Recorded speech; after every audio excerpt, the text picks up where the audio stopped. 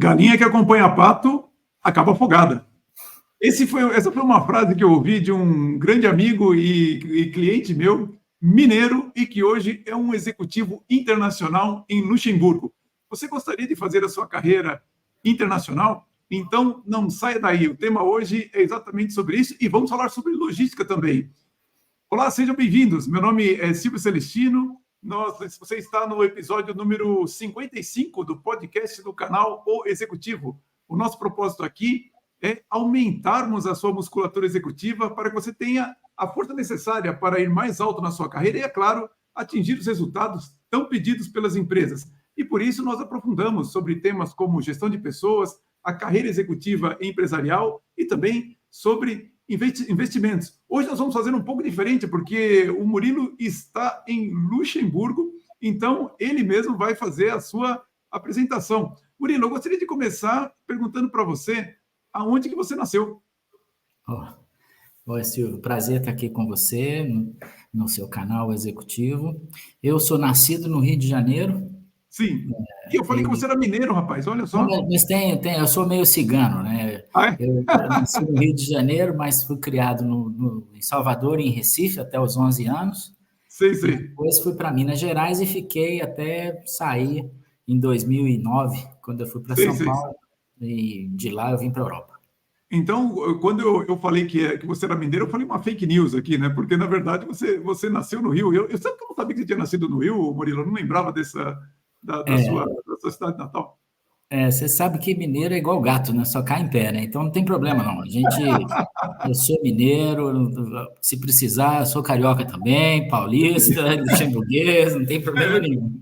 Bom, e assim, eu queria justamente começar falando sobre isso. Hoje você está em Luxemburgo. Há quanto tempo você está morando em Luxemburgo, Murilo? Eu estou em Luxemburgo já fazem 7 anos. Sei. Antes eu fui expatriado para a Áustria, eu fiquei em Salzburg pela Votorantim também. Sim. Desde 2013 e anteriormente em São Paulo, 2009 a 2013. Olha que interessante, foi quando nós até nos conhecemos. Já se vão mais de 10 anos, né, que nós fizemos o nosso trabalho ali. Puxa, que incrível. 14, né, acho. Nós fizemos um trabalho de coaching, Murilo e eu, e justamente o objetivo envolvia, inclusive, a gestão da carreira, né, Murilo? Sem dúvida. Aprendi com você que a carreira é um processo científico. A gente precisa trabalhar ela, não é verdade? É verdade. A carreira que você não gerencia, os outros gerenciam para você. Aí é um problema. É verdade. Apesar de eu ter falado essa frase a respeito da galinha que acompanha pato acaba afogada, eu lembro que você estava falando do seu filho na escola, que estava fazendo algumas coisas ali que não devia, aí você falou isso. Isso. Ele entrou de onda com os amigos lá no São Luís, eles fizeram uma bobagem lá e ele acabou pagando o pato junto com a turma, sem ter tido prazer nenhum em fazer a bagunça que eles fizeram. Então, a lição fica aprendida, né? E você sabe que uma das coisas interessantes de ter atendido vários executivos da Votorantim, todos eles têm uma frase semelhante à sua ali. Eu lembro que uma vez o Eugênio, se não me engano, ele estava meio desconfiado, ele não queria muito fazer o processo. Aí ele falou para mim assim: olha, minha conversa não faz curva, não. Eu achei aquilo genial, realmente. Os mineiros têm muitas frases. Tem alguma frase que você curte mais, Murilo? Eu costumo dizer que, na brincadeira, sempre, eu sou muito brincalhão, falo muito por metáfora, para mim é mais fácil. Eu digo que eu sempre estou melhor que eu mereço, né? Sim. E num approach assim, mais sério, eu costumo dizer que eu prefiro arrepender de ter tentado do que de não ter tentado. Sim, sem dúvida. É verdade. E é importante, realmente, é interessante você ver como esses aforismos, esses ditados assim, eles transmitem uma sabedoria, né? Um conhecimento de uma maneira muito condensada, né? Então faz um efeito grande para quem ouve. Você consegue usar isso em Luxemburgo também, mesmo estando num lugar que eu imagino que seja um ambiente mais sério? Imagina, não sei se é. Você sabe que eu sempre tento, né? Mas nem sempre eu consigo. Porque o pessoal tem uma certa dificuldade aqui de misturar um pouco os aspectos da vida, né? No trabalho e nas negociações, nas viagens. Mas eu tento, às vezes até sou muito arrojado, tento traduzir piada, e os caras aqui têm muito jogo de cintura.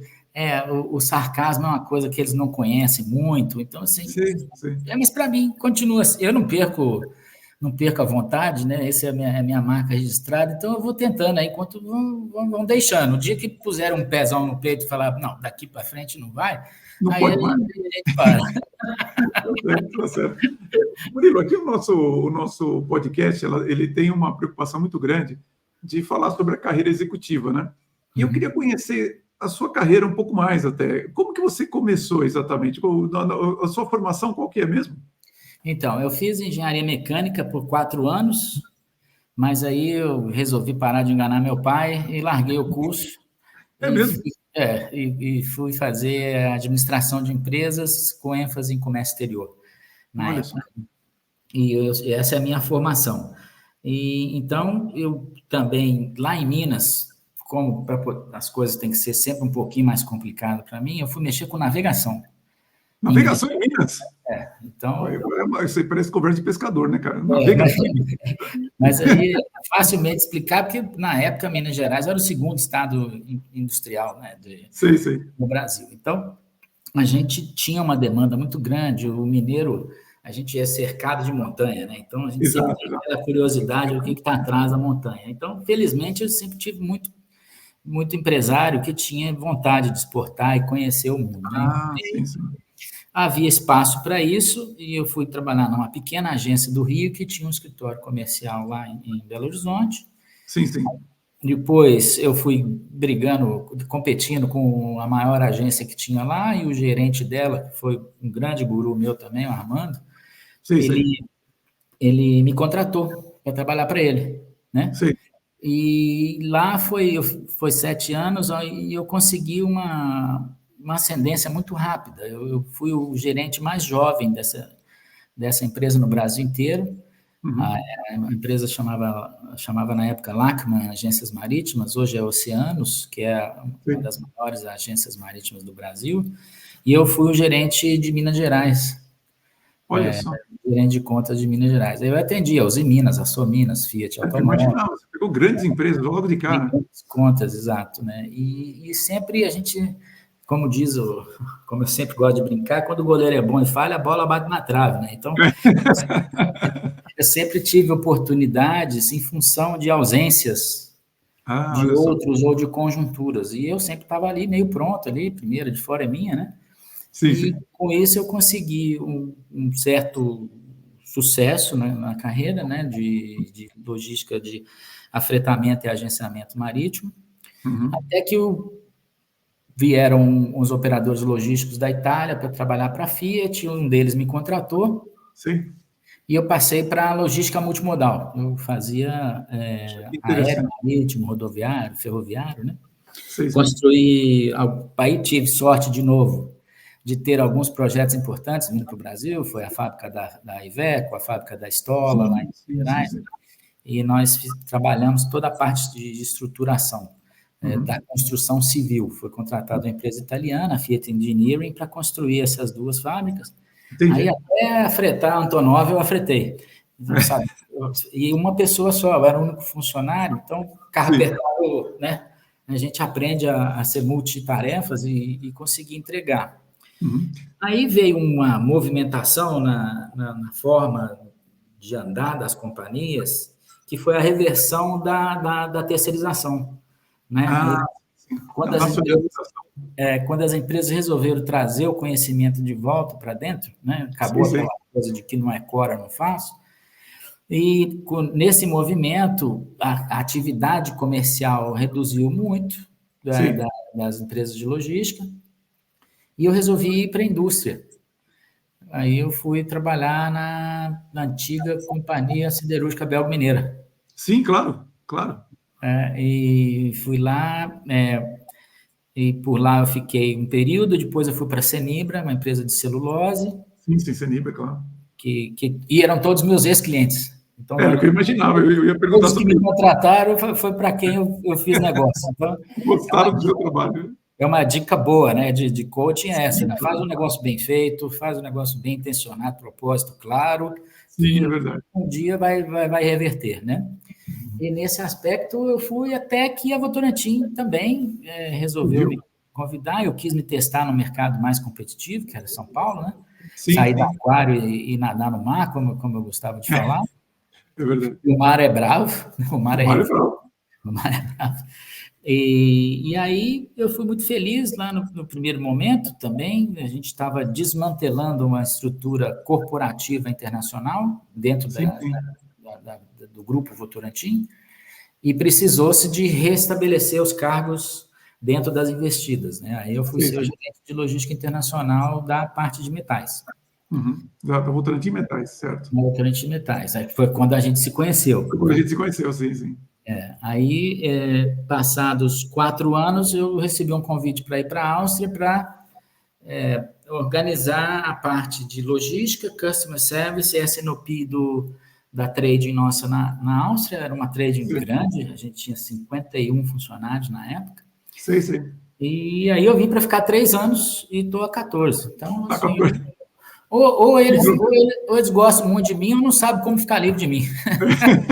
Ou esquecer de você aí, né? Ou esquecer de mim aqui.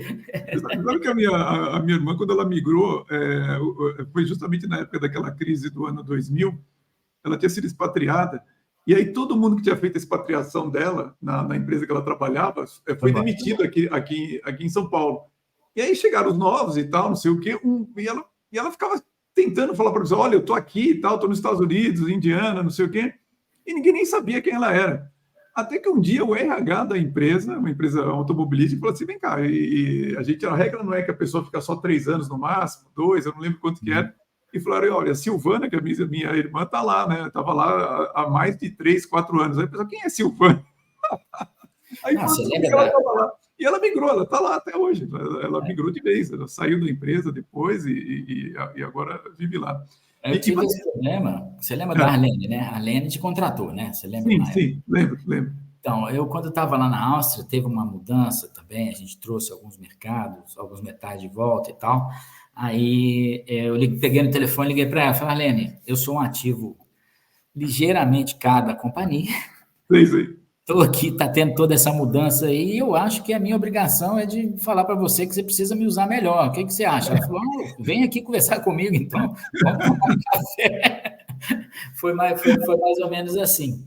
E aí ocorreu um fato interessante, que eu fiz a migração da trading da Áustria para cá, porque eu era responsável pelo back-office, as operações, SAP, essa coisa. Eu queria que você falasse um pouquinho, desculpa te interromper, Murilo, o que aconteceu que você saiu da Áustria para Luxemburgo? Foi a Votorantim saiu da Áustria e foi para Luxemburgo? Foi uma decisão corporativa, porque nós íamos abrir o capital da companhia e a Áustria, você só pode fazer os seus resultados lá, o Austrian Gap, né, só em euros. Sim. E você só pode abrir o capital na Bolsa de Valores da Áustria. Que nós vamos combinar uma coisa aqui agora, não é a bolsa mais sexy do mundo para você investir. Acabei de descobrir que a Áustria tem bolsa de valores. Né? E Luxemburgo é uma empresa, é um país, quer dizer, às vezes a gente pode ver até como uma empresa, que ele dá um certo pedigree em termos de contabilizações. A gente poderia abrir a bolsa em qualquer capital, abrir o capital em qualquer bolsa do mundo, poderíamos publicar os resultados em qualquer moeda. Né? Então, assim, é um país muito business pro. E tem uma governança muito forte, porque luta muito contra o que eles chamavam de paraíso fiscal, mas não, aqui o negócio é, pelo contrário, é bem apertado, inclusive é muito mais apertado do que a gente enxerga do ponto de vista corporativo, né? Fora do ambiente corporativo, eu não sei te falar se é uma vantagem ou não, mas com certeza o Luxemburgo quer ser um player. O único produto que tem aqui é financeiro, né? É o financeiro, sim. E todas as maiores empresas do mundo têm sede aqui, Microsoft, Amazon, né? Então, assim, tá todo mundo aproveitando. Não chega a ser tão gritante igual a Irlanda, que é mais pesado lá, essa questão de tributos, mas aqui a Europa obriga Luxemburgo a encaixar num perfil de país em termos de atratividade para investimentos, né? Então, não é que Luxemburgo pode sair fazendo qualquer coisa que o resto da Europa vai aceitar. Ah, entendi. Você sabe que eu estou para te falar isso, eu tenho mais um cliente meu que está indo para Luxemburgo aí, no momento apropriado, eu falei para ele, olha, eu tenho um amigo que tem aí no Luxemburgo que já conhece, assim, na hora certa eu apresento ele para você aí, que Claro, vai ser um realmente prazer. assim, um executivo incrível de um grande banco aqui, vai ser bem legal vocês se conhecerem e você Uhum. orientá-lo também, né? Porque hoje você migrou de vez, né, Murilo? Você tem cidadania de Luxemburgo. Sim, aqui com 5 anos você pode reivindicar aí o passaporte, você tem que ser fluente na língua, né, no básico, né, no Sei, nível básico, faz uns cursos cívicos aí para entender a estrutura política, sei, social, sei. e só pedir, eu saio bem rápido, inclusive. Sai rápido, né? E os seus filhos também são cidadãos de Luxemburgo Não, hoje? porque quando eu Não? cheguei aqui, eles já eram maiores, né? Então, Sei. cada um está tirando a sua agora, o mais velho, o mais novo está mais adiantado, e o mais velho também está no processo, mas 2 meses mais do que o mais novo. Ah, entendi. Eles moram com você ainda? Assim, o meu filho tem uma casa aqui perto, né? Porque Sei, a vida em Luxemburgo é uma vida muito cara, né? Então, sei. normalmente o pessoal mora na Alemanha, na Bélgica e na França. Ah, Diariamente, 270 mil pessoas fazem um tandem entre o país ah, deles e Luxemburgo para trabalhar. olha E só. aí, é impressionante. E aí tá morando com a namorada na Alemanha, Sei, sei. mas tá voltando, tem dia que, sabe como é que é? Filho é uma promissória que você não vai pagar nunca, né? E o cartório não executa porque tem dó de você. Então, mas você vai. Mas eles, tenho certeza que eles estão muito bem criados, eu não tenho dúvida quanto a isso. Isso aí eu posso te falar que eu estou quase aposentando como pai. Que Não vejo beleza. a hora de curtir minha vida com a minha mulher, o que sobrou dela, Sei, sei. mas eu tenho bastante orgulho do Imagino. que eu pude prover e fez parte desse processo aí que a gente já discutiu, né?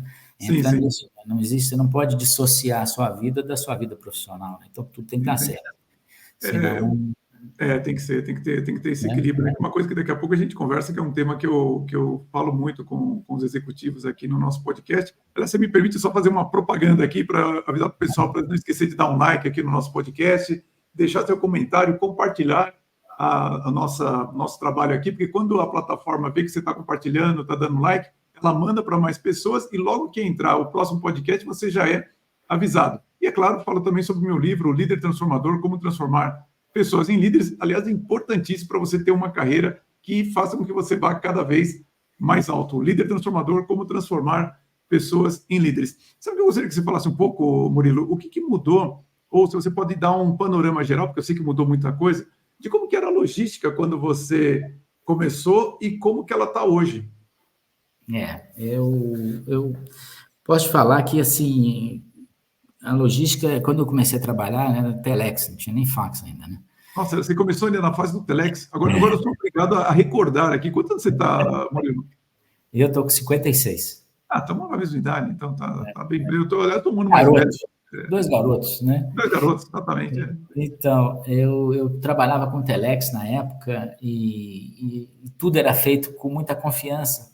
Sim, é Muitos verdade. negócios eram feitos no telefone, né? Então, eu trabalhava com navegação, que era uma coisa complicadíssima, Sim, sim. não existe lei, né? Existem convenções, Uhum, porque uhum. cada país tem a sua visão, mas era um pouco. É um negócio de risco, né? A Sim, navegação é um negócio de risco. Então, quando você contrata um frete marítimo, na verdade, você está entrando no risco com o armador, né? com armador, sei. Então, e se você não tinha a tecnologia que você tem hoje, ficava muito complexo. Tinha um Entendi. lado muito bom que era um conhecimento inquestionável. Uhum, Então, sim, o gerente de logística como eu, por exemplo, chegava e falava, puta, o frete desculpe, o disclaimer aí que escapuliu aí uma pequena palavra não prevista, o sei, sei. frete, o frete é tanto, e ninguém perguntava, né? Sim, sim. Hoje em dia, você compra frete na internet. É Então, mesmo. Nossa. você tem publicações especializadas sobre o assunto, Uhum. e a gente aprendeu também a aprender de uma maneira muito mais simplificada, né? O Sim, conhecimento é sim. muito rápido e muito fácil de gerir. E, com isso, nós conseguimos fazer com que a logística entrou para aquela especialidade que todo mundo tem, né? Todo mundo é médico, todo mundo é técnico de futebol e todo mundo é gerente de logística também. Então, isso aí ajuda um pouco, dá um pouco mais de peso e corpo, né? As pessoas não mais duvidam. E a rapidez da comunicação é impressionante, né? Hoje você entra num site e você vê o navio onde sua carga está. Você consegue enxergar o marcador de satélite dele lá. Então, se o seu fornecedor fala para você que está num lugar, e você entra no site, vai ver que não está, você já liga para ele e fala, companheiro, eu não sei qual computador que você está usando, não, mas pelo que você está me falando aqui, o meu navio não está em Gênova, como você falou, ele está lá em Roterdã. Né? Então, assim, ficou muito, muito rápido. Isso na logística de transporte, né? Se a gente extrapolar para armazenamento e movimentação, é uma coisa impressionante. O avanço tecnológico assim, o ser humano hoje em dia atrapalha, né, certos movimentos na logística. É uma coisa muito louca. Tem uma empreendedora, na verdade, o nome dela é Silvia Guimarães, que ela tem um canal que fala sobre logística aqui no YouTube, né? Se vocês quiserem aqui, procure pelo canal da Silvia Guimarães, que é interessantíssimo. E outro dia ela estava mostrando o porto de Roterdã, e mostrando assim, que praticamente não tem pessoas ali no porto, né? Tudo automatizado. Eu tive o grande prazer, na verdade, de conhecer o porto de Hamburgo. Isso é muito tempo, em 2000, há 20 anos atrás, em 2004, era um negócio impressionante. Assim, olha que eu sou um cara meio fleumático. A embarcação que mostrava o porto passava do lado dos navios sendo carregados, né? Aqueles navios containers gigantescos, a velocidade para colocar aquilo ali com guindaste automatizado, eu não acreditava. Eu falei, gente, como é que o cara consegue ter essa velocidade toda? E aí eu estava vendo quanto que custava um dia do navio atracado ali. Eu falei, não acredito que o preço é esse de ficar lá. Então, quanto mais rápido você coloca os containers, acho que se usa uma expressão, se é estufar, né? Não sei se é estufar que se usa. Estufagem é para você colocar a carga dentro do container, né? Carregar fazer o carregamento, né? Quanto mais veloz a estufagem e o carregamento, mais o cara ganha. Mas eu não fazia ideia, realmente. E aí, nesses vídeos que você vê hoje pela internet, você falou que hoje todo mundo é especializado em logística, né? Porque é interessante, né, de você ver. Eu vi um vídeo falando do preço de um navio, de um dos maiores de containers que tem para ser construído. Então, ele falava assim, olha, custou ao todo algo como 320 milhões de dólares para ser construído. Aí ele falou assim, quanto vocês acham que demora, né, para o cara recuperar isso? Aí ele mostrou que na primeira viagem já recuperava tudo. Dependendo da escala, sim. Eu falei, não estou acreditando. É um navio que tem, acho que cabe até 26 mil containers. É um número assim que é inimaginável quando você para pensar o tamanho disso, né? Então, é muito impressionante, realmente, a área de logística hoje, né? Quando você foi em Hamburgo, a Lança colocava um container de cada vez. Hoje são 4. Eles colocam automaticamente 4, de uma vez só. Isso mesmo, era um de cada vez. Fazia aquele lifting lá, punha um container, bacana. Hoje em dia, ele já chega com uma lança dupla, com duas alturas. Sei. E pega 4 carretas e já põe 4 containers de uma vez. Nossa, é impressionante. Inclusive pelo barulho é impressionante, né? Quando você vê ali a movimentação, você fala que isso aqui é grande. E eu lembro que, curiosamente, tinha um navio alternado lá, ele naufragou ali no Porto de Hamburgo, então estava uma discussão quem vai tirar, quando? Quem vai tirar, e o óleo vai cair, faz mal para o meio ambiente, aquele negócio todo que é muito agitado. Mas me diz uma coisa, hoje, assim, como que você vê, no caso, essas coisas que estão acontecendo. Bom, antes de mais nada, só para a gente organizar aqui a nossa conversa. Sim. Que tipo de produto, então, você trabalha com logística? São todos os produtos da Votorantim Metais? Você pode falar para nós quais são esses produtos? Sim, sim. Inclusive, eu até mudei um pouco na minha carreira. Hoje eu sou um comercial. Hoje eu vendo. Tá no comercial? Olha só. No comercial. Eu fui abrir o mercado nosso na Ásia, e agora eu sou responsável por Europa, a América do Sul, e estou ajudando o meu novo gerente geral nos Estados Unidos. Então, está bem interessante, né? Mas, respondendo sua pergunta, a gente... Como é que eu posso colocar isso, né? Quando eu comecei, eu também dava aula em Belo Horizonte, numa época na minha carreira, dava aula na faculdade. e o pessoal perguntava para mim por que a logística no Brasil era mais complicada do que na Europa, né? Não era só a infraestrutura. Eu chegava e falava assim, não, veja bem, o cara que mexe com logística no Brasil, ele tem que ser criativo. Sim. Porque o Hans, lá em Hamburgo, lá onde você foi, né, o navio está lá para chegar a 18,27, vai chegar a 18,27. 18,27, é verdade. O calado que o navio operar é 9,5 metros, o calado tem 14. Aqui no Brasil, 9,5, o calado tem... lá no Brasil, quer dizer, é 9,5 e o calado tem 9,30. Então, o cara tem que ir empurrando o navio, daquilo, sabe? Então, tinha toda essa como é que eu vou dizer? Esse viés diferente para você operar a logística, né? Aliás, aqui em Santos tem aquela figura do prático, né? Que é o cara que manobra o navio. Todos os portos. Isso aí é o emprego dos sonhos, né? $20 mil uma atracação, né? E hoje o Brasil transformou em concurso público, mas todo mundo sabe que quem ganha é só os parentes. Mas tudo bem, são mazelas. E a gente faz a distribuição de zinco metálico. Nós fazemos, são aproximadamente aí umas 450 mil toneladas por ano de metal exportado. Depois, nós temos o ácido sulfúrico, são 500 mil toneladas por ano.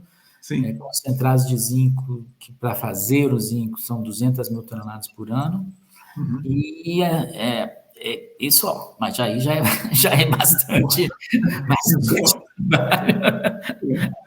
Só que não é só, né? Na verdade, é bastante coisa, realmente. Às vezes, eu brinco com os colegas, tomando uma cerveja no bar, assim, ou jantando, a gente fala de toneladas e milhões como se a gente estivesse falando de quilos. Né? Então, tem que tomar muito cuidado, tem que ser muito cuidadoso com isso para não parecer que a gente é exagerado. Mas é porque o número nosso é grande mesmo, não tem jeito. O número é grande mesmo, né? E acho que isso tem que ser, inclusive, uma preocupação de todo executivo de saber a grandeza dos números que ele está mexendo para não, como é que eu vou dizer, não achar que certos valores que são grandes, achar que é pequeno, né? Que sempre é... Às vezes acontece, né? A gente fica tão acostumado com grandes números que esquece que não é os pequenos também são importantes, né? Principalmente dentro da empresa, né? Quando você está falando de custo e buscar uma otimização, né, no trabalho. Esse meu trabalho me deu a oportunidade de conhecer várias culturas de negócio, né? Na Ásia, no Oriente Médio, na África, na Europa, e existem culturas de centavo. Mesmo? Mesmo nessa escala, existe a cultura do centavo, porque não interessa o tamanho, é valor. E valor que não é seu. Então, gerenciar um valor que não é seu, a responsabilidade ela é dobrada, né? Então, não é que eu também seja um cara de grandes números, não sou um micromanager de ficar contando ali o centavo, mas a responsabilidade vem, né? Não tem jeito. Não, sem dúvida, sem dúvida. Aliás, o fato de você ser tão responsável assim, eu lembro que até hoje, certa vez, você acabou conhecendo um dos acionistas da empresa sem querer e passou para ele uma mensagem que foi muito valiosa. Você pode contar essa história aqui para a gente? Não? Posso, foi um caso muito bom. Eu só vou preservar o nome do acionista. Com certeza. Eu não sabia, mas eles têm uma curiosidade que os membros da família não ocupam cargos gerenciais, né? Eles podem trabalhar, mas não ocupam cargo de liderança, a não ser que ele consiga uma vaga no conselho, ou de alguma empresa, ou do conselho familiar, que é um modelo de profissionalização muito bem executado pela família. Né? Então, teve esse dia, justamente, ele chegou lá como um consultor júnior, que ia avaliar um fluxo nosso de material, e o gerente de suprimentos foi lá me apresentar, eu cheguei e falei, opa, tudo bem, como vai? Prazer, senta aí e tal. Não, eu vou fazer isso, estou querendo medir isso, querendo medir aquilo, papapá. O chefe assim, não, ótimo, tudo bem, agora só vou te pedir um favor. Eu vou te ajudar, mas eu vou te pedir um favor. Falou, claro, pois não. Eu falei, você seja muito responsável com os números que você vai passar para o meu acionista, porque eu acredito que o pessoal já está de saco cheio de vocês criarem números irresponsáveis em cenários wishful thinking, né? Que vocês querem enxergar, e depois o acionista vai ter que enfiar a mão no bolso para poder cobrir o buraco do que a gente não consegue fazer aqui. Aí ele fez assim, não, tudo bem, Murilo, não tem problema nenhum, pode deixar, beleza. Aí passou o tempo, e o gerente de suprimentos olhando assim para mim, né? Com aquela cara de...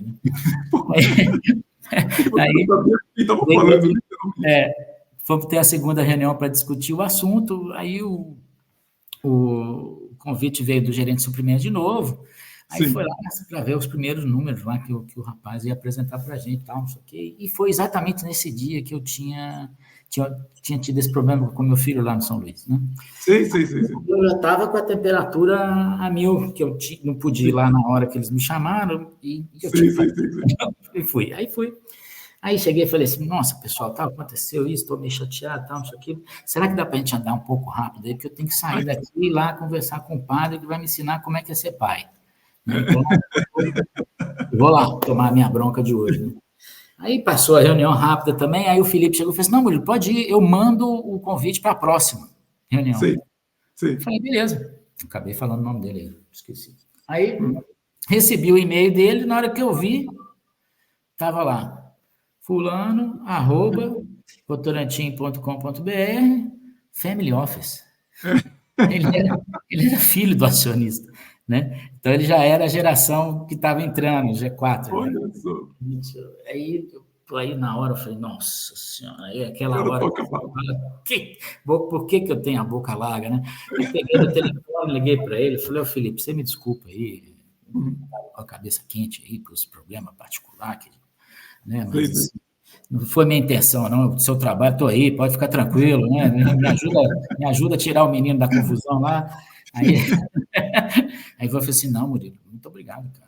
O que a gente espera dos nossos executivos é isso aí. Eu quero gente que defenda o melhor da companhia e que seja conciso, né? E que preserve o nosso patrimônio. Aí, não vou te falar que ajudou, porque eles são tão éticos que é lógico que isso não mudou nada da minha vida. Claro, com certeza, toda vez que eu passava no corredor, eu contava, eu falava, vai, Felipe, aí todo mundo já falava, cara é amigo da acionista. Esse é o amigão.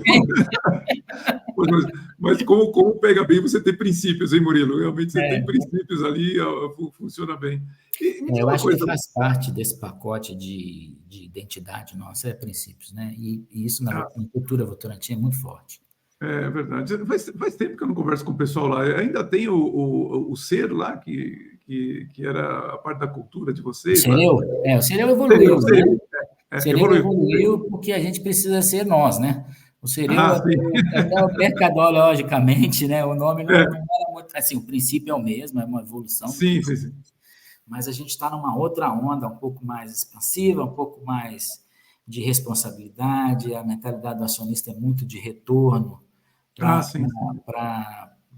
países, para pessoas, nós estamos em, sei lá, deixa eu ver aqui, até anotei para poder não falhar aqui na hora, mas claro. Estamos, no total, estamos aí com mais de 48 bilhões de reais de receita líquida. Se eu posso falar, porque é número publicado.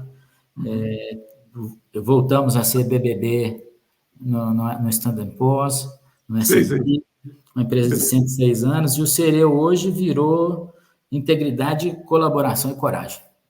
Olha só. Coragem, colocaram coragem.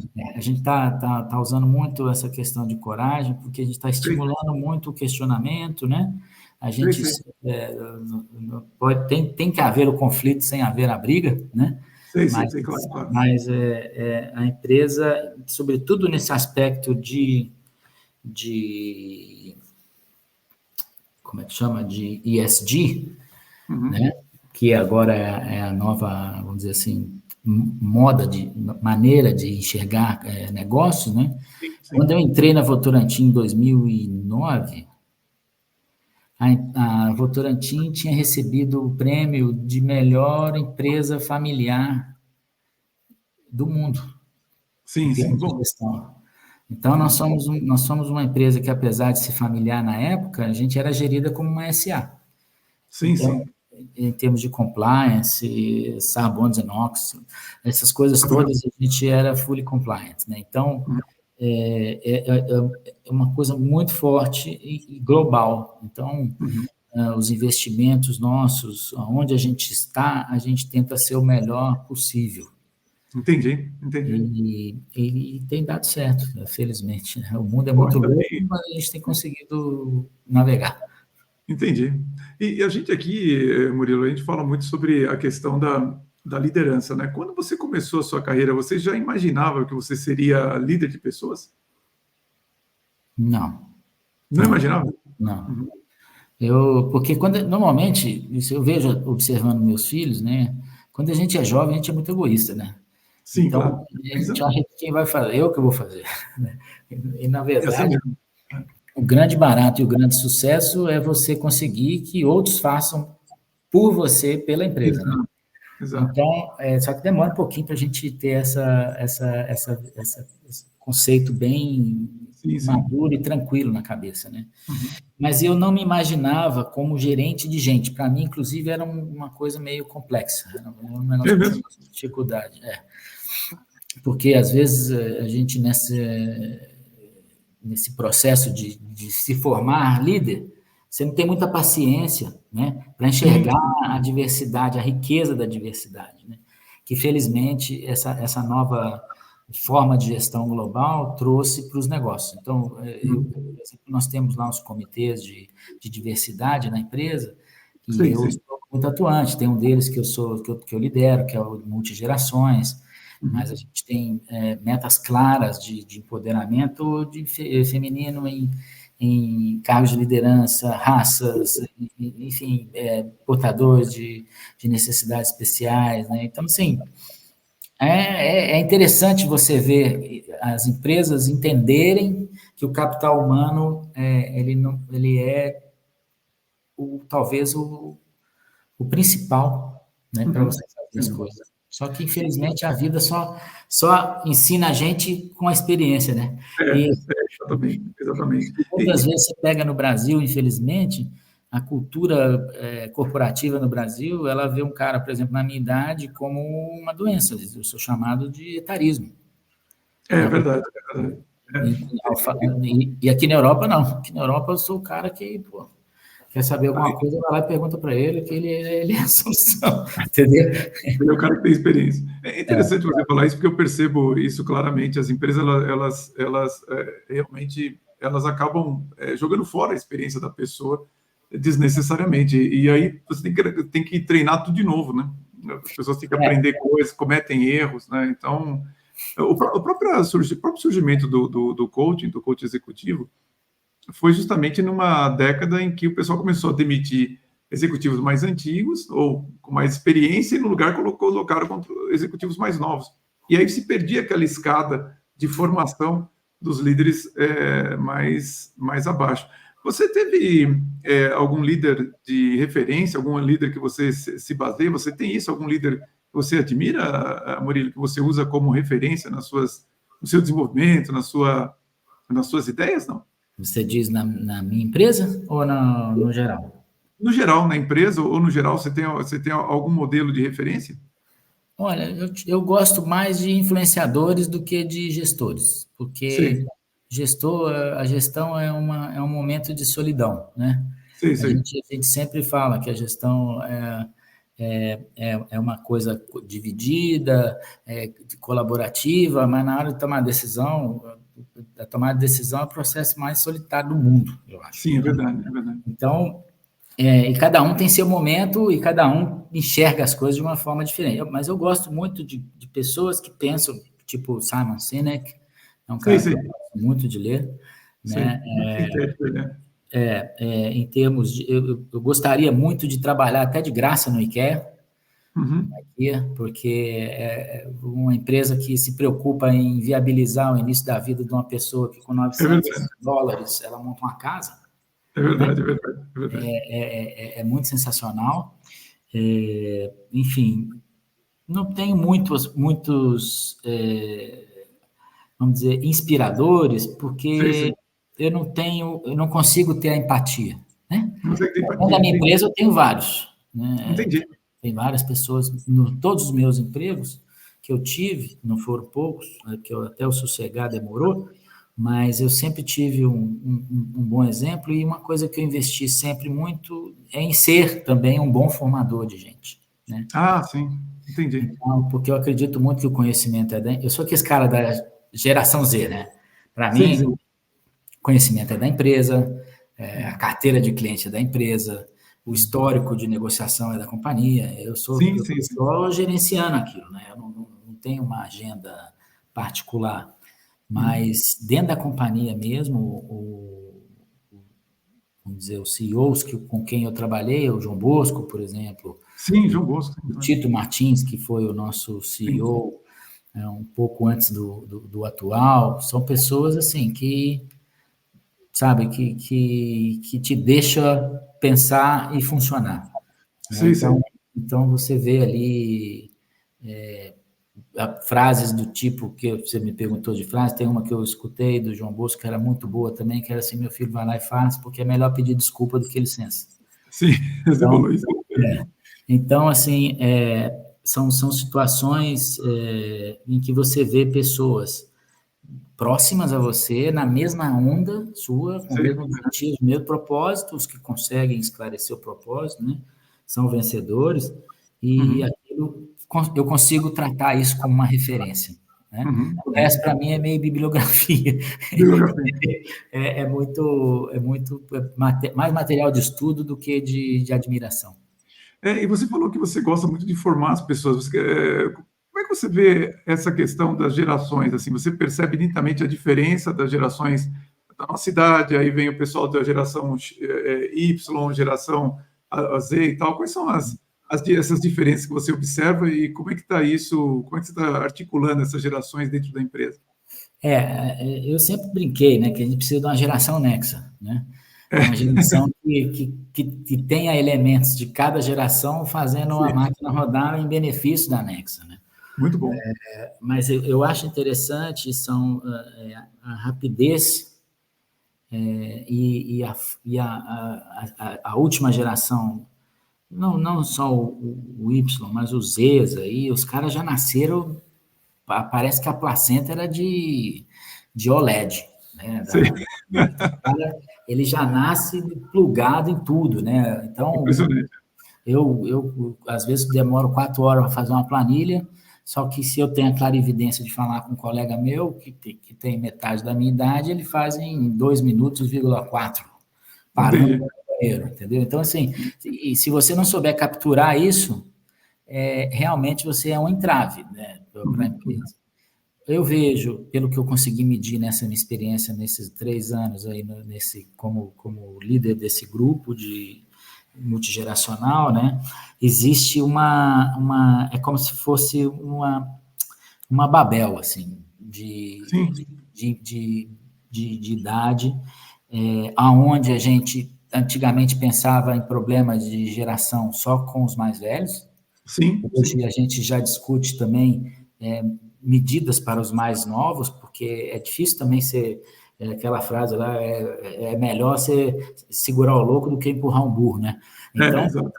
você não pode deixar que essas pessoas que não têm vieses e têm maneiras de enxergar muito mais realidade aumentada, né? O cara, me lembro quando a Sim. gente discutia a objetiva e a grande angular, né? Esses meninos Triangular, sim. já vem com a grande angular nos 2 horas e ainda no handheld que ele sai lá da maternidade, já com o que ele ganhou de presente, né?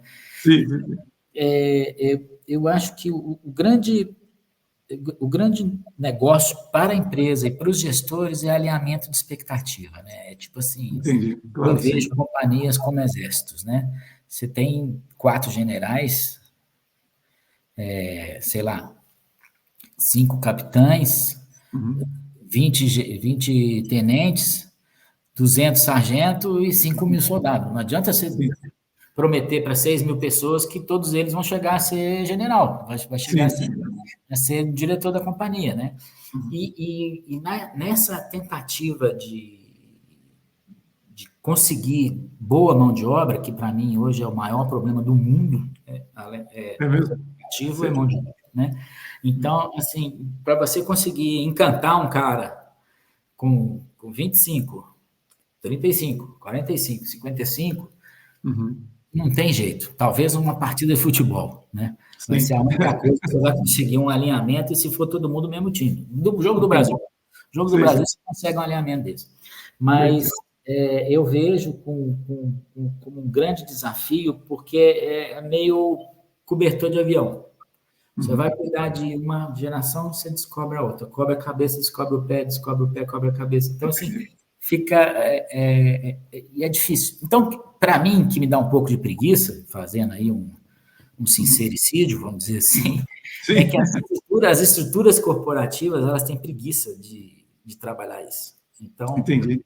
elas sempre enxergam a solução fora, né? A empresa tem muita dificuldade de enxergar as suas mazelas, suas formas erradas de caminhar, e acha que trazendo alguém de fora vai resolver, mais jovem, oxigenado, cheio de ideias e tudo, só que, pô, se você pegar, tem determinados segmentos etários aí que o cara não consegue se frustrar, pô, ele não consegue lidar, se né? dar mal numa negociação, por exemplo, o cara sai, quer largar o emprego, não, vou trabalhar lá em Barra Grande, na Bahia, eu quero levar só meu cachorro e vou ficar trabalhando de lá, né? Então, assim, quando, na verdade, faz parte que a gente chamava antigamente de engrossar o couro, né? Não com estupidez, não com estupidez, porque os gestores de antigamente eram muito estúpidos, né? Eu tive casos horrorosos, mas de uma forma com que ele consiga lidar com frustração e isso ser uma alavanca de experiência para ele. Sim, né? sim. Para ele, na próxima rodada da vida dele, profissional, ele já venha com isso como uma experiência e não como uma vacina, que eu não quero ter mais. Entendeu? E você começou falando nessa questão geracional de que provavelmente a falta de mão de obra é o maior problema do mundo hoje, né? As pessoas estão mal qualificadas ou elas estão sem interesse no mundo corporativo ou é um terceiro problema que você vê? Porque eu tenho observado algumas questões aí, já me adiantando, que eu vejo que essas novas gerações, elas não têm pudor de onde que vem a renda, entendeu? Eles conseguem, pelo marketing digital, ter renda. Então, eles não têm, assim, aquele desejo, às vezes, de fazer uma carreira como a sua, que são anos ali de dedicação dentro do mesmo negócio. Qual que é o problema que você vê dessa falta de mão de obra? Olha, eu acho que é um mix, né? Assim, eu tive também na minha formação, quando eu quis lecionar, eu fiz uma formação no ensino superior, e eu li um livro que, infelizmente, eu não lembro mais o nome, mas existia uma frase que dizia que a gente aprende, a educação é dada, é a educação que a burguesia dominante quer dar. Sim. Desde a idade medieval. Então, assim, não estou politizando o discurso, estou me referindo à burguesia como classe econômica, né? Vamos dizer assim. Então, eu, por exemplo, e você também, né? Nós somos de uma geração industrial, né?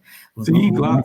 Nós somos criados para estudar no bom colégio, tirar uma boa nota, arrumar uma namorada bonita, casar com ela, depois casar com a empresa, esquecer da namorada e morrer de ataque cardíaco com 65 anos. Né? Mais ou menos era esse o desenho da vida. Só que hoje mudou completamente. Né? Então, eu acho que, para mim, sem querer ser muito sectário, eu acho que houve uma banalização do ensino, eu acho.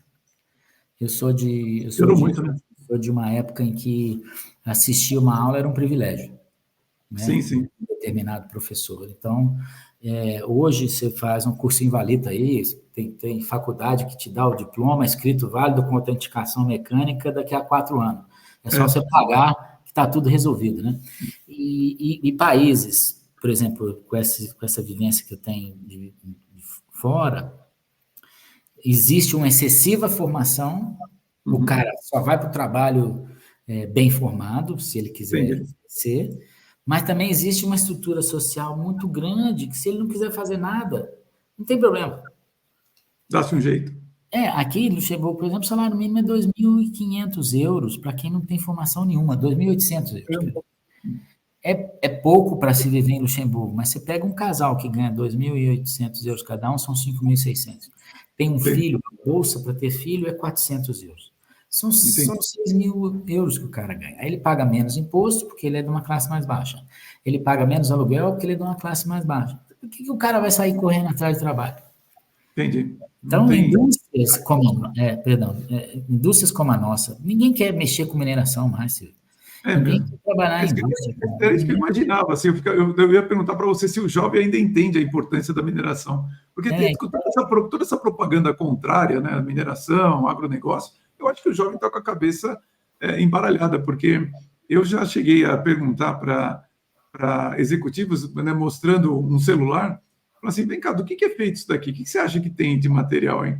E ninguém fala, por exemplo, níquel, cobre, zinco, não fala, eles falam plástico, eles falam, sei lá, poliuretano, impresso prata, ninguém fala. Eu falo assim, gente, você sabe como o problema que é o fornecimento de prata no mundo? Então, de onde que vem o níquel, o zinco? Ninguém sabe, cobre. É impressionante, cara.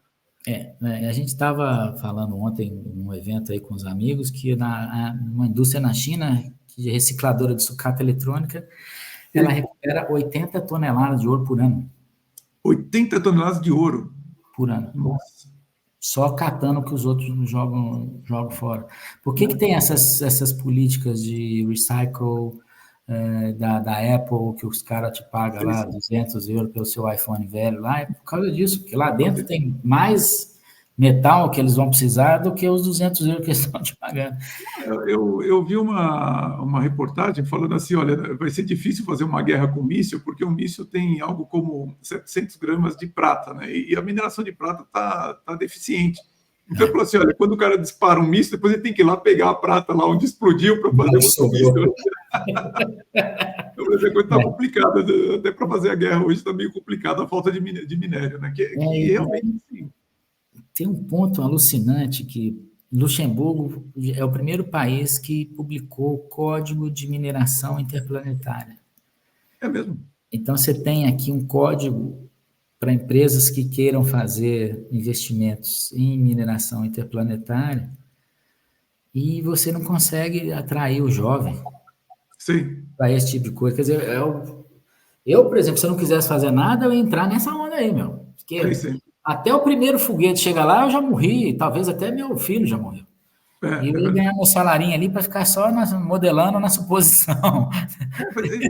Você vê, né? As pessoas não imaginam essa corrida espacial, o interesse que tem em minério, né? Mas eu fiz um curso de matemática em 1985 com o Aguinaldo Prandini Riccieri, que à época era diretor de propulsão do ITA. Não sei se ainda ele tem um curso que chama Matemática para a Vida. Aliás, recomendo que estiver nos assistindo que procure, que o São Paulo tem um Museu da Matemática feito pelo professor Aguinaldo Prandini Riccieri, e ele falava sobre isso. Ele falava, olha, quando você pega as imagens de certos planetas, ou Marte, ou então de luas de Marte, de Saturno e tal, de Júpiter, eles têm, pelo espectrômetro, eles conseguem ver quanto que tem de que minério que tem lá.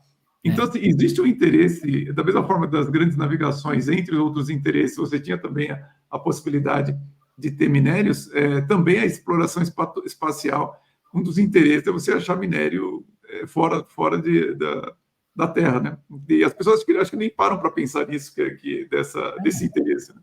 E Luxemburgo fez um código para isso, impressionante. Sim, Esse Elon Musk, né, ele já lançou mais foguete que a NASA na história dela inteira. Ah, sim, com certeza. Ele já lançou... Aqui tem uma foguete que dá ré. De satélite. O maior operador privado de satélite do mundo é aqui de Luxemburgo, né? Sim. E ele fazem lançamentos aí a cada 40 dias, estão jogando foguete e tal, não sei o quê. Então, essa é uma cultura muito forte aqui em Luxemburgo, de telecomunicação e de satélite. Uhum. E é justamente isso. Na nossa época, era tudo, era a gente pensar no espaço, né? Sim, claro. Hoje em dia, nem com isso a gente está conseguindo motivar a garotada para trabalhar com mineração mais. Eu tenho uma preocupação, Murilo, porque, de fato, né, quando você diz assim, olha, a pessoa não se interessa nem por foguete, nem por mineração, nem por isso, nem por aquilo, mas é difícil você entender até o que essa nova geração se interessa, né? Não é uma questão de eles não estão interessados em A, mas estão interessados em B. Você não tem esse despertar deles para um interesse que faz ele realmente ir atrás daquilo e enfim, ter um propósito mais elevado nesse sentido. Você tem esses propósitos que são propósitos um tanto ufanistas, às vezes, né? Não vamos salvar o mundo, vamos mexer com essas questões tudo, mas isso para um jovem assim que não está dentro de uma empresa, pode até fazer sentido, mas agora que você entra na empresa, você fala, não, peraí, mas aqui é um negócio, tem que dar resultado, tem que conseguir extrair o zinco ali, colocar no navio, levar para tal lugar, aquela coisa toda. E isso daí parece que hoje não está na cabeça do jovem, né? Então, por isso que eu fico preocupado com isso que você está falando, da dificuldade de achar mão de obra qualificada. O cara hoje ele quer minerar Bitcoin, ele quer um robô que vai ficar aplicando para ser o day trader dele, para ele ganhar num dia, eventualmente, mais do que eu ganho num mês.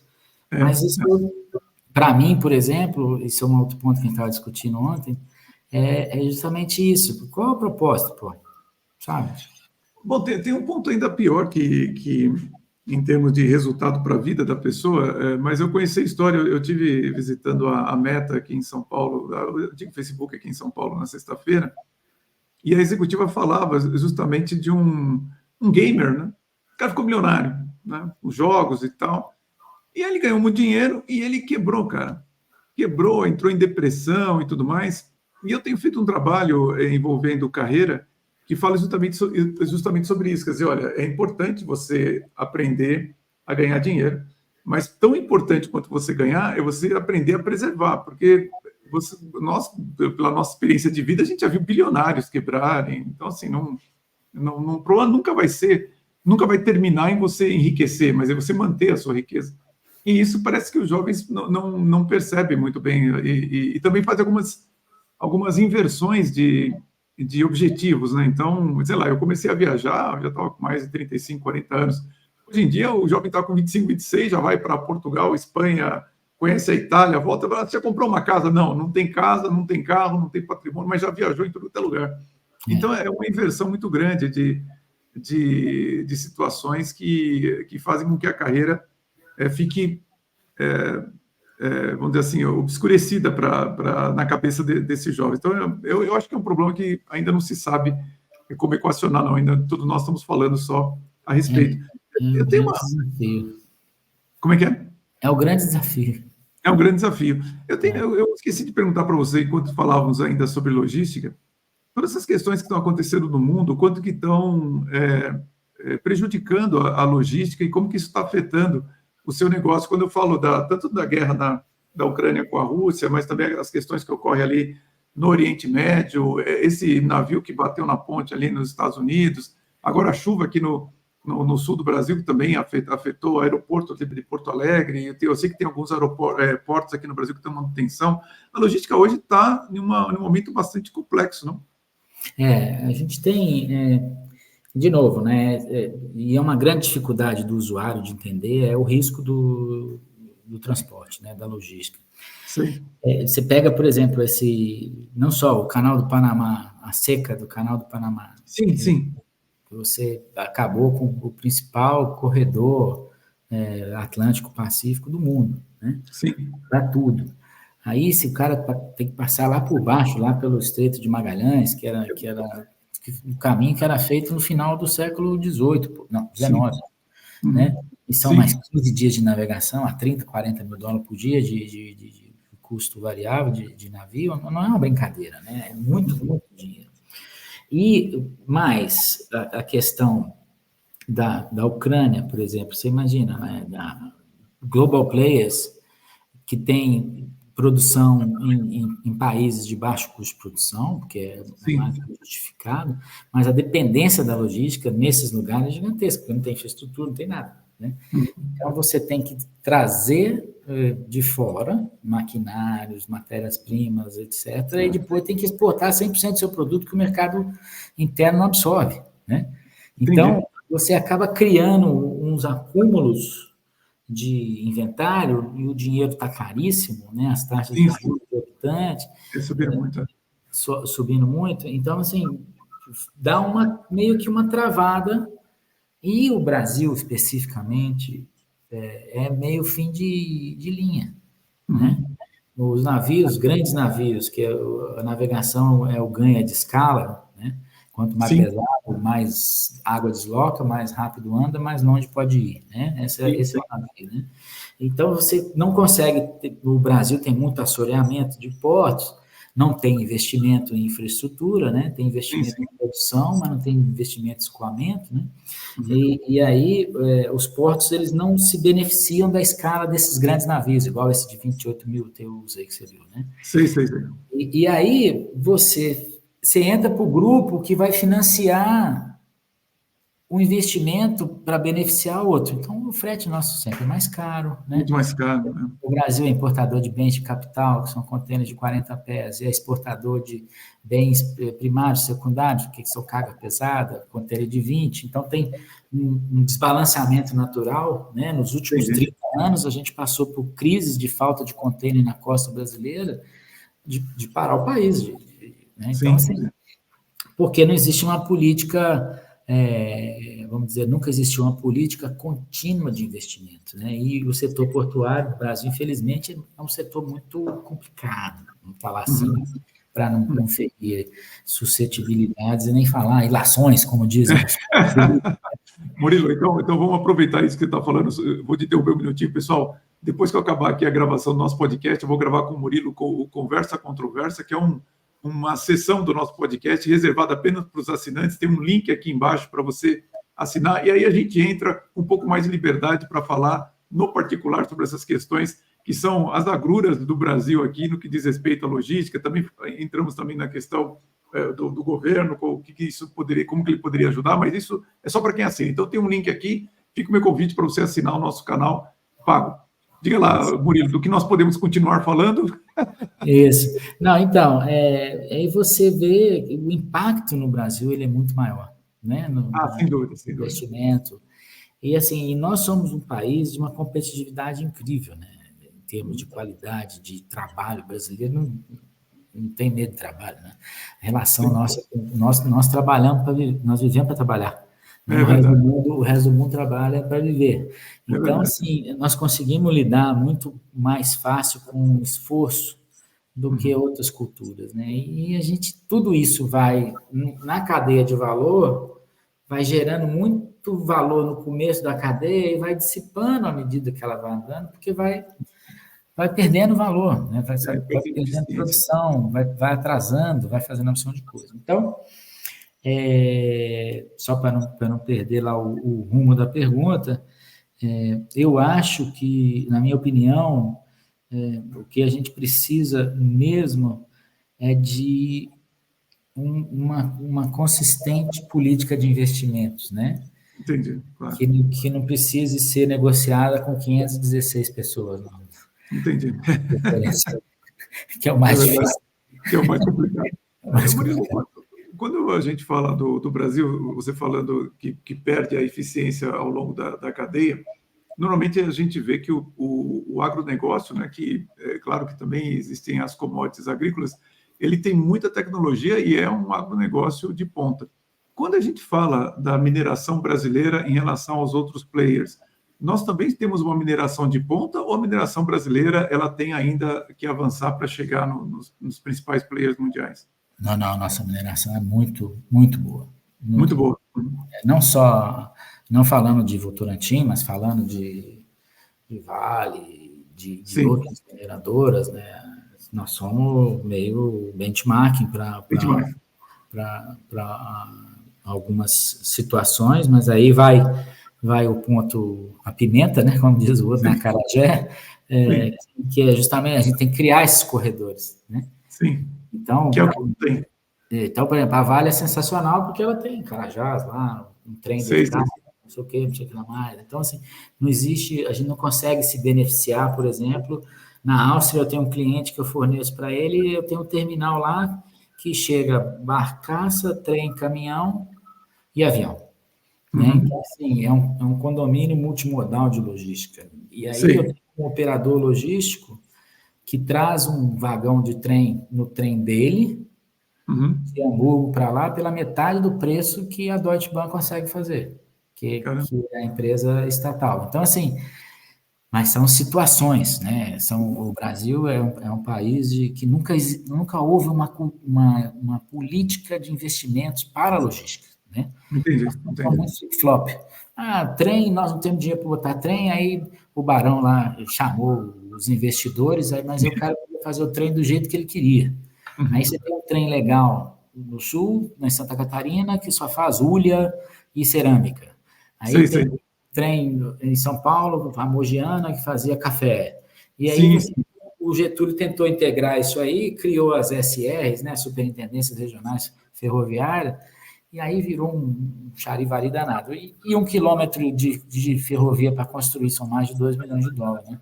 Por quilômetro. Puxa Por vida. quilômetro. Então, como é que você vai fazer um investimento, por exemplo, fazer uma rodovia na costa nordestina? Uhum. Né? Sim. Ou não tem jeito, né? Então, assim, não tem dinheiro para bancar isso. Uhum, uhum. E isso é o tipo da coisa que realmente não dá para a iniciativa privada articular, tem que ser uma política de governo, realmente, para fazer esses investimentos. E no Brasil ainda é mais complicado. Eu não entendo muito, não. Tem um amigo, muito amigo meu, que o Roberto Pagano, ele conhece muito disso. Ele fez, inclusive, sugestão de mudança de trajeto para poder atender um projeto que a gente teve, foi bem aceito e tal. E realmente ele fala, não tem... O governo quer ter a linha, mas todo mundo... O investimento em material rodante, a construção da linha, toda a manutenção tem que ser do usuário. E o usuário não é que ele tem 3 bilhões de dólares para queimar e viver Entendi, ganhando mil reais por vagão, né? Então, entendi. isso vai diretamente para o consumidor, né? Sei, sei. Então, Acaba ficando muito. exato. É. Entendi, entendi. E falando um pouquinho sobre essa sua migração, como que foi essa experiência para você de sair do Brasil? Desde o começo você já imaginava que iria migrar de maneira definitiva ou você queria fazer um teste primeiro? Como é que foi essa decisão? Que recomendação que você daria, inclusive, para alguém que pensa em sair do Brasil e trabalhar, por exemplo, aí em Luxemburgo?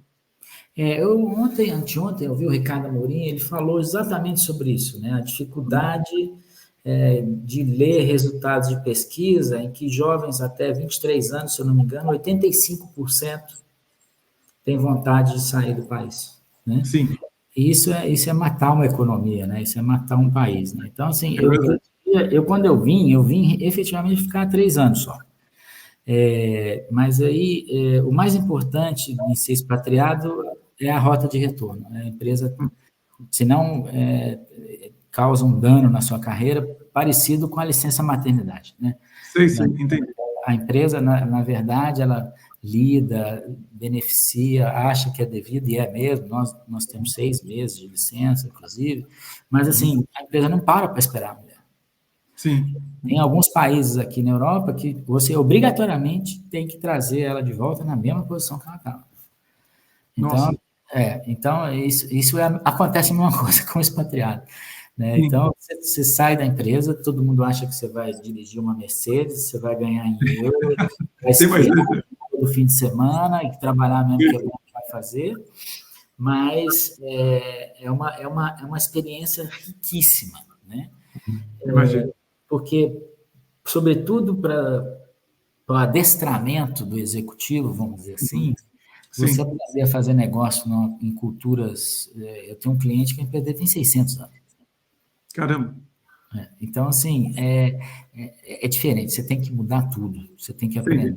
E quando eu comecei a viajar, você tem que começar a estudar culturas, né? Porque se você mostrar uma sola de pé para um cliente seu na Arábia Saudita, se bobear, vai ser igual aquele repórter lá. Você vai entrar na embaixada e vai virar carne moída. Entendi, está perdido, está perdido. E Você aí tem que conhecer. É existe uma interessante. de você ter uma polidez, né? Sim, No tratamento com comandados, né? No tratamento com clientes, no tratamento com sim, sim. fornecedores.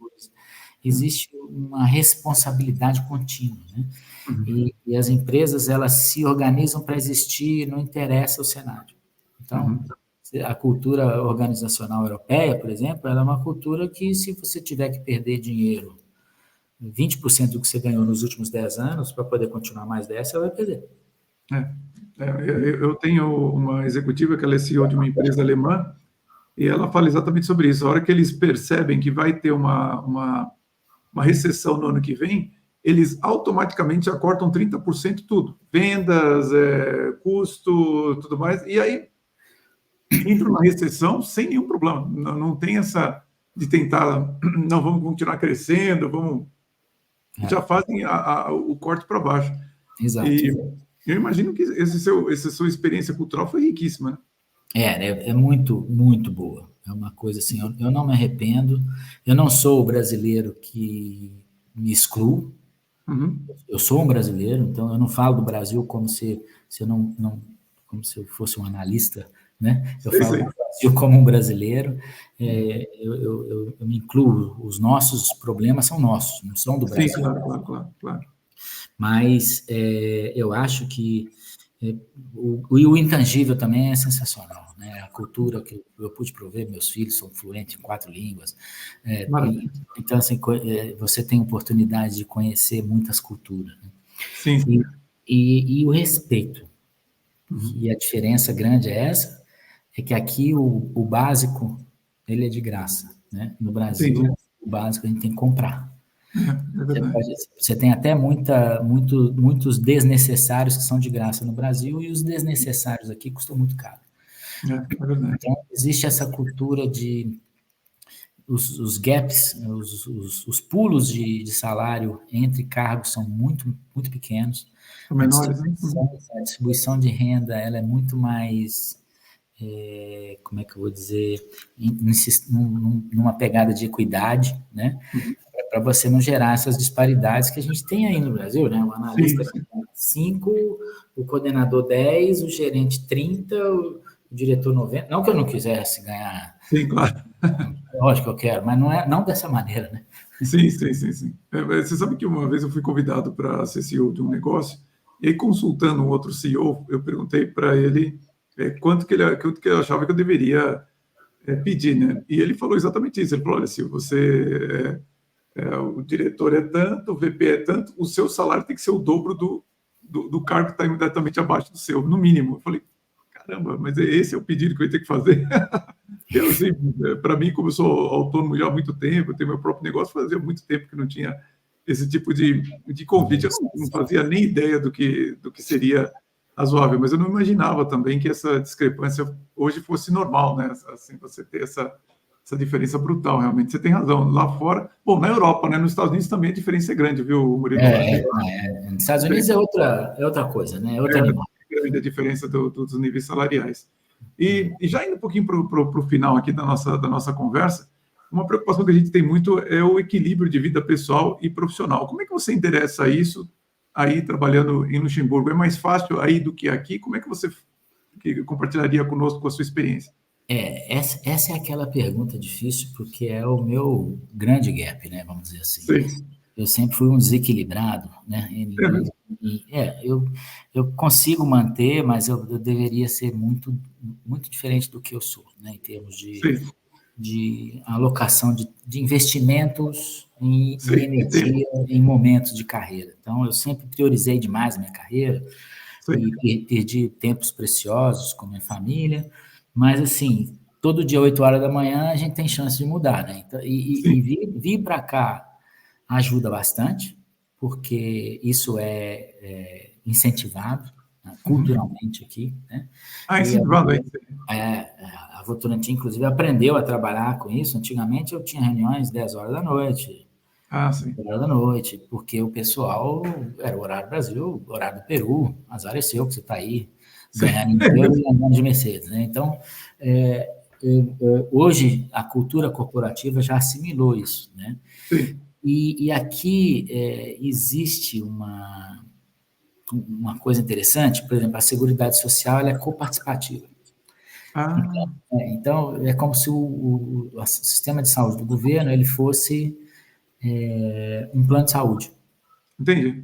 E, obviamente, tem os KPI lá, né, cara? Então, quando o governo começa a ver que você está piorando a condição de saúde em alguma coisa, ele já te enfia num programa para você não ser vamos dizer, um passivo futuro Sei. de alguma doença crônica, alguma coisa assim. Então, o que eu consegui agora, nos últimos 2 anos, né, eu consigo ter uma rotina por exemplo, eu trabalho 2 dias em casa, Sim. sexta-feira, 3h30, 4 horas, fechei o boteco, aí vou dar uma caminhada aqui perto de casa, dou uma volta de bicicleta, sei lá, invento alguma coisa para fazer.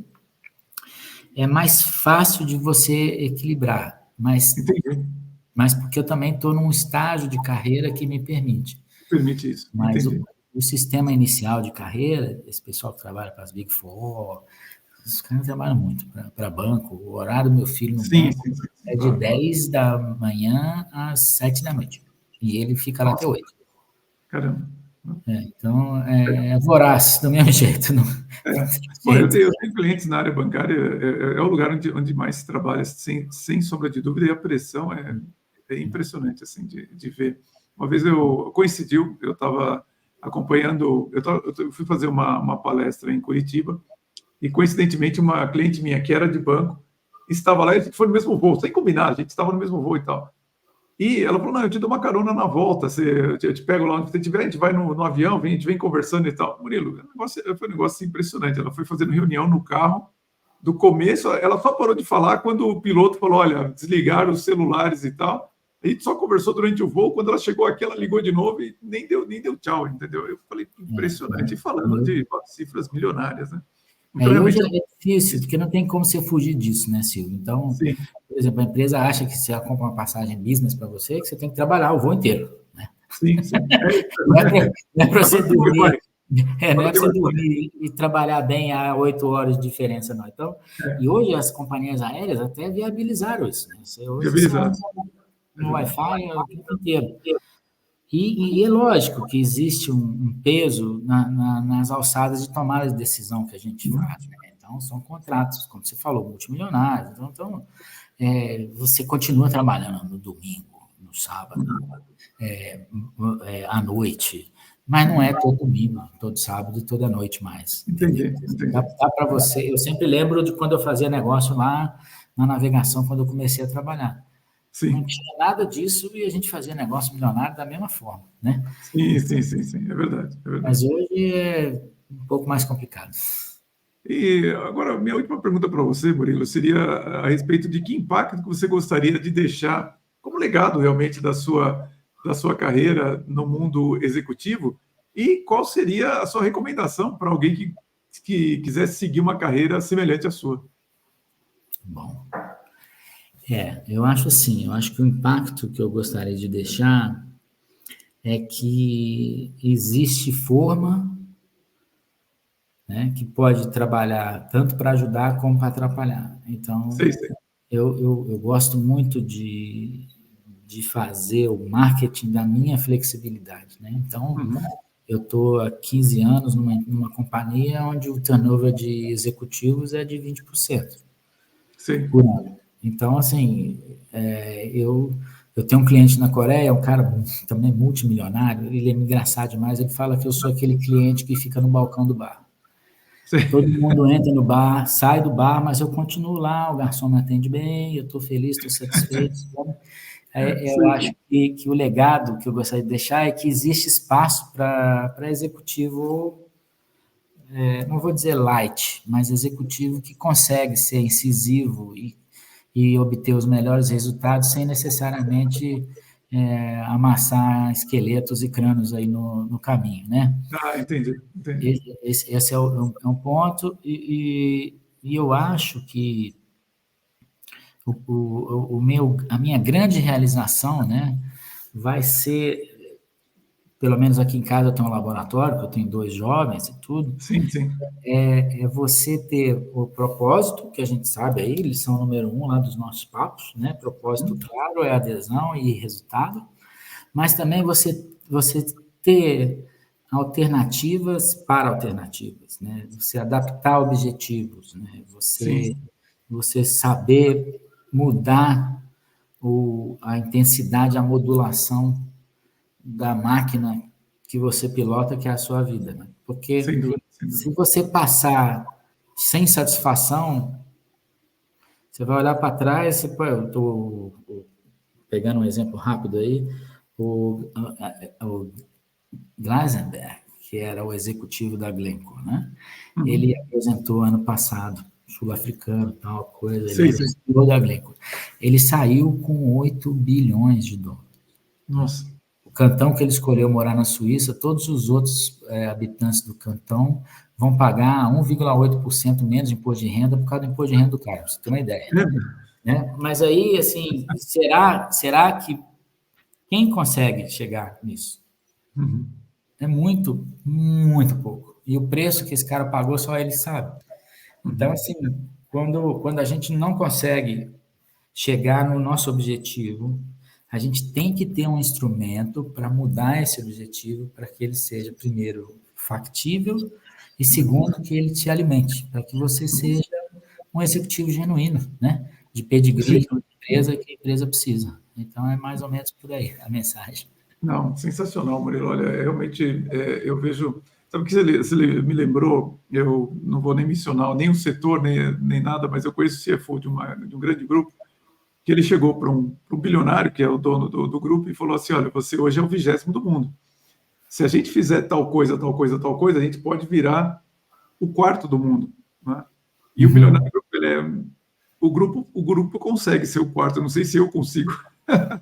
E realmente a gente, às vezes, não faz ideia do que acontece com essas pessoas, né, em termos de compromisso que eles têm, né, para chegar onde eles chegaram, e nem, não é todo mundo que tem o estofo, e também a questão toda é chegar e valer a pena. Né? Eu penso que isso é o ponto crucial. Mas, Murilo, queria agradecer imensamente aí pelo seu tempo, pela participação aqui. Quando eu vi a oportunidade de entrevistar o Murilo, eu falei, não, eu tenho que achar um horário aqui para ele, e conseguimos. Eu queria agradecer muito mesmo pela sua entrevista, pelo seu compartilhar aqui de experiência. Sabe que eu tenho uma admiração muito grande pela sua carreira, te acompanho no Instagram, e cada vez que você posta alguma coisa ali, eu fico muito feliz de lembrar de você e saber que nós o conhecemos, e aonde você está hoje é uma grande admiração por tudo que você fez na sua carreira. Muito obrigado pela sua entrevista aqui no canal O Executivo. Obrigado a você, Silvio. É um prazer, e sempre que eu puder e você precisar, você pode contar comigo, porque grande parte desse sucesso você ajudou bastante. Viu? Muitíssimo obrigado. Muitíssimo obrigado. Pessoal, e agora eu vou entrevistar o Murilo sobre a conversa controversa. Nós vamos falar sobre alguns temas mais polêmicos aqui, e por isso que eu peço a você para deixar não apenas o like, deixar um comentário, compartilhar o nosso podcast, mas também se inscrever no nosso canal pago para ter acesso a mais ideias e insights do Murilo Aires. E muito obrigado pela sua audiência. Na próxima quinta-feira, mais um podcast do canal O Executivo. Um grande abraço e vamos em frente.